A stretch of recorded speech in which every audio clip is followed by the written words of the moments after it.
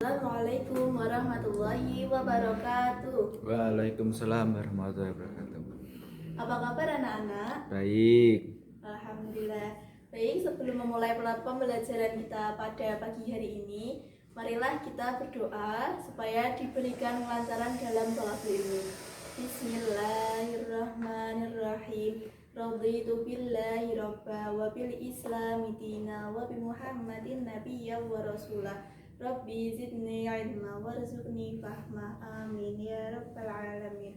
Baik, sebelum memulai pembelajaran pada pagi hari ini, Ibu absen dulu ya. Ya.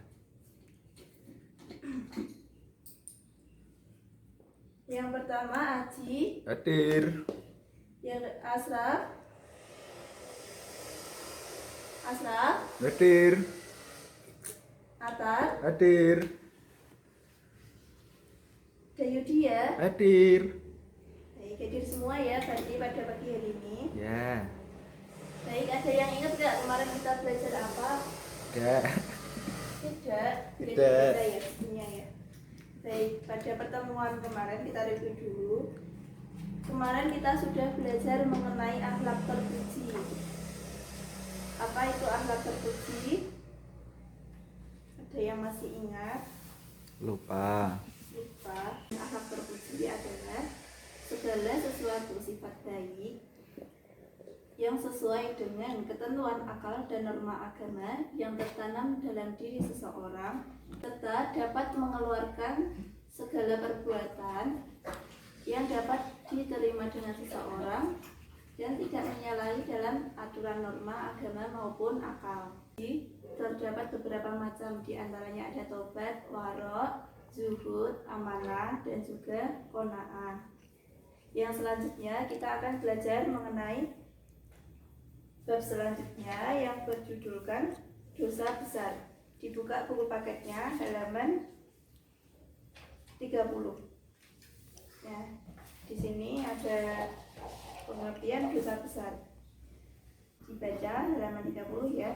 Dosa besar adalah perbuatan yang sangat buruk dari dosa-dosa yang dilarang secara syar'i. Di antaranya ada membunuh, ada berzina, ada melarikan diri atau peperangan, dan lain sebagainya. Yang pertama ada mabuk-mabukan. Ibu tulis di sini ya. Yang pertama ada mabuk-mabukan.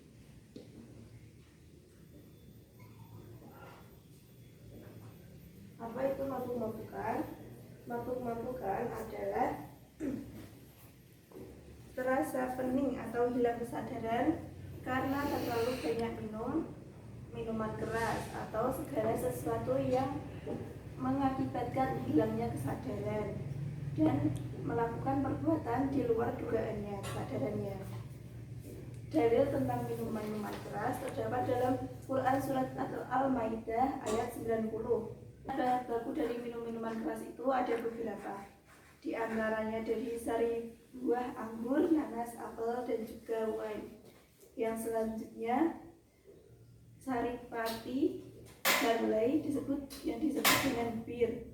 Ada juga beras kuning disebut sek, dan juga nira aren atau nira kelapa yang disebut dengan tuak. Dalil mengenai larangan minum minuman keras itu terdapat dalam Quran surat Al-Maidah ayat 90. Yang selanjutnya jenis barang yang memabukkan. Ada yang pertama ada alkohol. Yang kedua ada ganja dan juga heroin. Akibat dari mabuk-mabukan, yang pertama kepala menjadi pening, keseimbangan tubuh terganggu, kulit menjadi merah, merasa gembira dan rileks, perasaan dan ingatan menjadi tumpul, bicaranya cadel, penglihatan ganda, indera tumpul, kendali diri berkurang dan tidak sadarkan diri. Yang selanjutnya cara menghindari perilaku mabuk-mabukan. Yang pertama, kita taat kepada Allah, tidak mendekati segala sesuatu yang berhubungan dengan mabuk-mabukan, menghadiri pengajian dan majelis taklim, dan juga birrul walidain, berbakti kepada orang tua. Yang poin selanjutnya yaitu ada berjudi.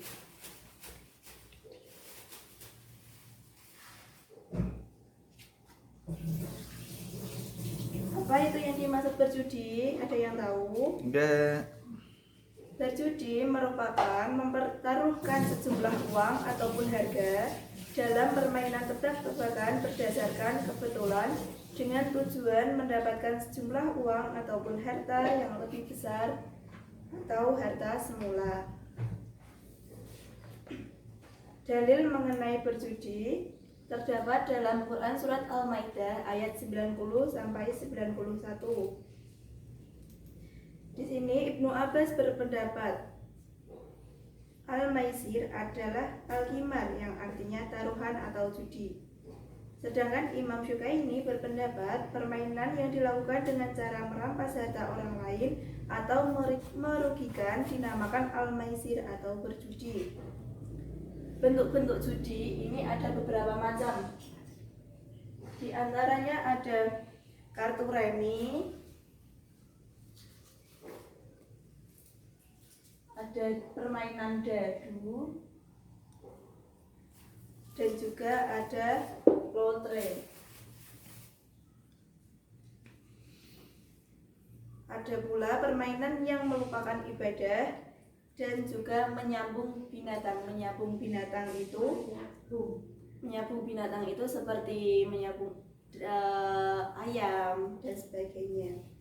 Nilai-nilai negatif dalam berjudi ada menyebabkan kehancuran rumah tangga, menyebabkan iman rusak, mendorong berlaku syirik, melalaikan ibadah mahdoh maupun ghairu mahdoh, menghabiskan waktu, mengakibatkan malas belajar dan berdoa, mendorong pelaku untuk berbuat jahat serta menjadi teman setan. Nah, bagaimana cara menghindari berjudi? Di antaranya ada beberapa cara. Berusaha mempelajari lebih dalam mengenai bahaya berjudi untuk diri sendiri maupun orang lain, menjalankan perintah Allah, bertakwa dan ingat kepada Allah, membaca Al-Quran dan dengan makna dan memahami isinya. Yang selanjutnya yaitu mengenai zina. Poin selanjutnya ada zina.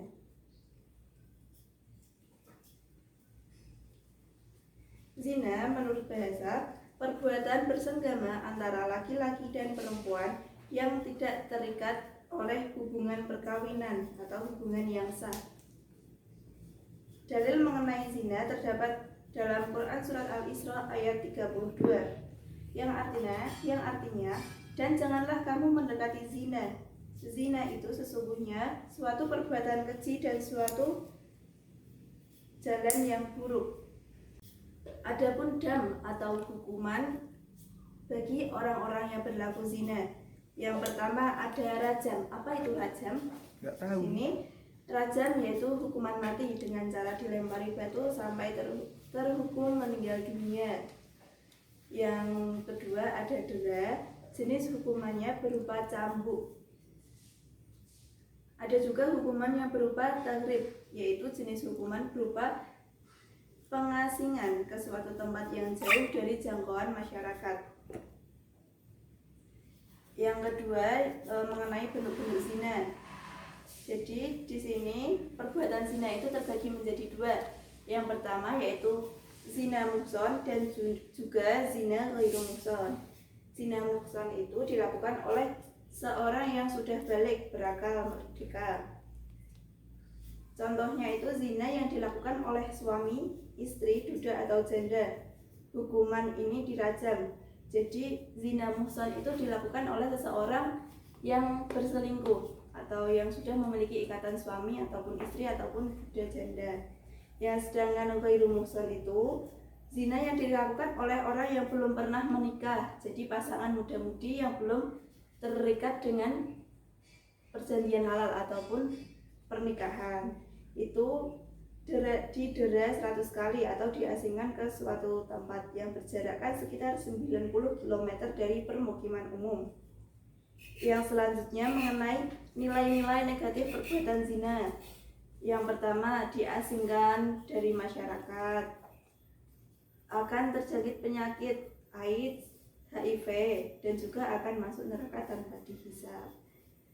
Cara menghindari perilaku zina di antaranya, yang pertama, setiap muslim harus berusaha menjaga atau memelihara keturunan baik sehingga dapat melahirkan generasi yang berkualitas.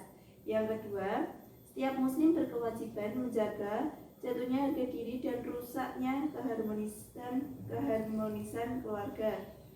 Yang selanjutnya, setiap keluarga wajib menjaga tertib dan teraturnya urusan rumah tangga. Dan yang terakhir, setiap keluarga wajib mencurahkan kasih sayang kepada anak yang dilahirkan. Yang selanjutnya adalah poin hikmah menghindari zina. Yang pertama, membuat jera pelaku zina sebagai upaya untuk menciptakan kehidupan rumah tangga yang harmonis agar terhindar dari penyakit kelamin atau AIDS dan juga HIV. Memperjelas nasab. Yang selanjutnya yaitu mengenai pencurian. Apa itu mencuri? Mencuri adalah mengambil hak orang lain tanpa izin dengan cara yang tidak sah. Menurut istilah, mencuri merupakan suatu perbuatan orang mukallaf yang mengambil barang milik orang lain secara sembunyi-sembunyi yang harta tersebut telah mencapai ukuran 1 nisab. Mencuri merupakan perbuatan yang haram, yaitu mengambil harta milik orang lain tanpa sepengetahuan pemilik dari barang itu. Nah, dalil dari mencuri itu terdapat dalam Quran surat Al-Maidah ayat 38 yang artinya, adapun orang lain laki-laki maupun perempuan yang mencuri, potonglah tangan kanan keduanya sebagai balasan atau perbuatan yang mereka lakukan dan sebagai siksaan dari Allah, dan Allah Maha Perkasa, Maha Bijaksana. Bentuk dari mencuri itu ada beberapa. Yang pertama, mencopet, mengutil, membajak. Mencopet, mengutil, membajak itu dilakukan secara sembunyi-sembunyi dan mencapai ukuran 1 nisab. Sedangkan merampok itu dilakukan secara memaksa. Sedangkan menyamun itu jalan paksa dianiaya dilakukan di tempat yang tidak banyak orang atau tempat yang sepi. Sedangkan yang selanjutnya ada korupsi. Korupsi mengambil harta orang lain atau menggantungkan diri sendiri, merugikan masyarakat, lembaga, bangsa, dan juga negara. Nilai negatif akibat dari mencuri yaitu yang pertama, melanggar syariat Islam, merusak moral, martabat diri sendiri, keluarga, masyarakat, nusa, serta bangsa, melaksanakan perbuatan keji mungkar karena membawa madarat yang besar bagi kehidupan manusia. Yang terakhir adalah melanggar hukum Allah Subhanahu wa Ta'ala. Yang poin terakhir yaitu mengenai hikmah menghindari perilaku mencuri. Yang pertama, selalu menjalankan perintah Allah dan menjauhi larangannya. Yang B, akan selalu menjaga dan memelihara harga diri keluarga, masyarakat, bangsa, dan juga negara. Yang C, memiliki rasa syukur terhadap nikmat yang diberikan kepadanya. Yang D, membawa ketenangan hati, istiqomah, dan qanaah. Baik, jadi sampai di sini ada yang mau ditanyakan dulu? Enggak. Dari pemaparan-pemaparan yang telah dijelaskan tadi, kita sebagai orang muslim tentunya kita harus menghindari perbuatan-perbuatan dosa besar tadi. Di antaranya ada mabuk-mabukan, ada berjudi, ada zina, mencuri. Karena dampak ataupun efek yang terjadi itu sangat besar atau sangat merugikan diri kita sendiri maupun orang lain. Sekian untuk pertemuan yang akan datang, kita akan belajar mengenai adab ziarah. Dipelajari ya di bab selanjutnya. Cukup sekian yang dapat Ibu sampaikan. Apabila ada kekurangan, kekhilafan, mohon maaf. Sebelum mengakhiri pertemuan kita pada pagi hari ini, marilah kita membaca doa kafaratul majlis. Bismillahirrahmanirrahim. Subhanakallahumma wa bihamdika asyhadu an la ilaha illa anta astaghfiruka wa atubu ilaik. Walhamdulillahi rabbil alamin. Wassalamualaikum warahmatullahi wabarakatuh. Waalaikumsalam warahmatullahi wabarakatuh.